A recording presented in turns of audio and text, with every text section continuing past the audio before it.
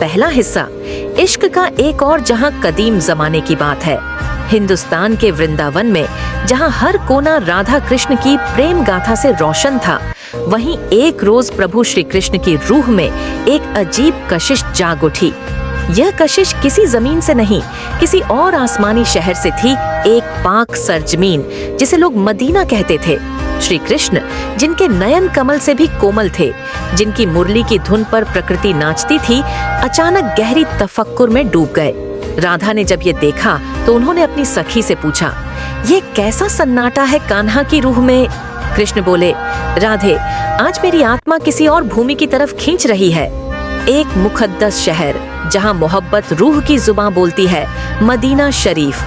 दूसरा हिस्सा रूहों की परवाज।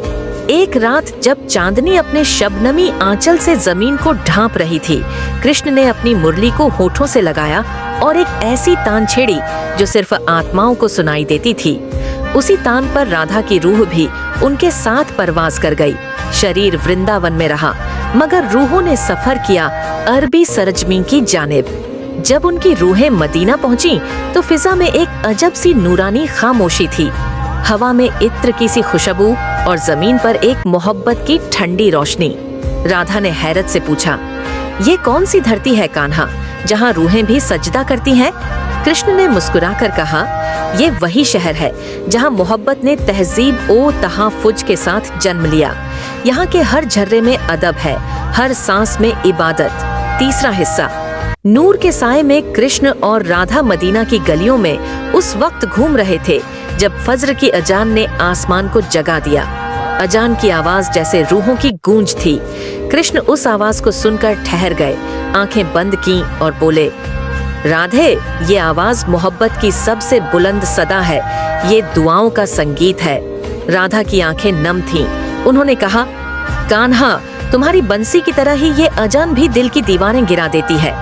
फिर उन्होंने देखा कि कैसे हर शख्स इबादत में मग्न था, कैसे तिजारत, लिबास और तकरीरें सब में अदब था। वहाँ मोहब्बत को नाम की नहीं, काम की जरूरत थी। चौथा हिस्सा पाक मजार की सैर। मदीना शरीफ में चलते हुए कृष्ण और राधा एक मुकद्दस रोशनी से घिरे एक मजार पर पहुँचे। वहाँ का सुकून, वहाँ की फिजा कुछ और ही थी। राधा ने धीरे से पूछा, ये कौन है कान्हा, जिनकी मजार से ये रोशनी उठती है? कृष्ण बोले, ये है मोहम्मद रसूलुल्लाह सल्लल्लाहु अलैहि वसल्लम। इन्होंने मोहब्बत को इल्म, सब्र और अमन की शक्ल दी। इनकी जात इश्क ए हकीकी का सबसे आला नमूना है। दोनों ने अदब से सर झुकाया और उनकी रूहें उस नूर में घुल गईं जैसे गंगा और जमुना, ईश्वर और रसूल, भक्ति और इबादत एक हो गए हों। पांचवा हिस्सा रूहानी मकसद। राधा ने पूछा, कान्हा, क्या मोहब्बत सिर्फ वृंदावन में ही मुकम्मल होती है? कृष्ण बोले, नहीं राधे, मोहब्बत हर उस जगह मुकम्मल होती है जहाँ नफरत का कोई नामो निशान न हो। मदीना ने हमें ये सिखाया कि इश्क सिर्फ दिल का नहीं, रूह का अमल है। वे दोनों वहाँ से लौटने को हुए, मगर उनके दिल में अब एक नया रंग, एक नया नूर शामिल हो गया था। वो मदीना की मोहब्बत थी जिसमें न जात, न मजहब, न जुबान का फर्क था। छठा हिस्सा वापसी और नया वृंदावन। जब कृष्ण और राधा वृंदावन लौटे तो उन्होंने वहाँ एक नई परंपरा शुरू की। मुरली की तान अब राग नहीं, दुआ बन गई। रासलीला अब भक्ति और इबादत का संगम बन गई। राधा ने गोपियों को बताया, हमने मदीना में सीखा कि मोहब्बत सिर्फ नजरों से नहीं, नजरों के परे से होती है। कृष्ण ने कहा, अब हमारा वृंदावन वो जगह है जहाँ राम और रहीम, कृष्ण और करीम सब एक हैं। यहाँ हर इंसान पहले इश्क करने वाला है, फिर बाकी कुछ। आखिरी हिस्सा मोहब्बत की मिसाल। वृंदावन के कूंज गलियों में अब भी वो हवाएं चलती हैं जिनमें कृष्ण की मुरली और मदीना की अजान साथ गूंजती हैं। वो मोहब्बत जो राधा और कृष्ण से शुरू हुई थी, मदीना में अपनी तकमील पा गई। आज भी जब कोई सच्चा आशिक इश्क करता है, चाहे वो मंदिर में हो या मस्जिद में, उसकी रूह उसी राह से गुजरती है जहां राधा और कृष्ण एक बार मदीना की गलियों में चले थे।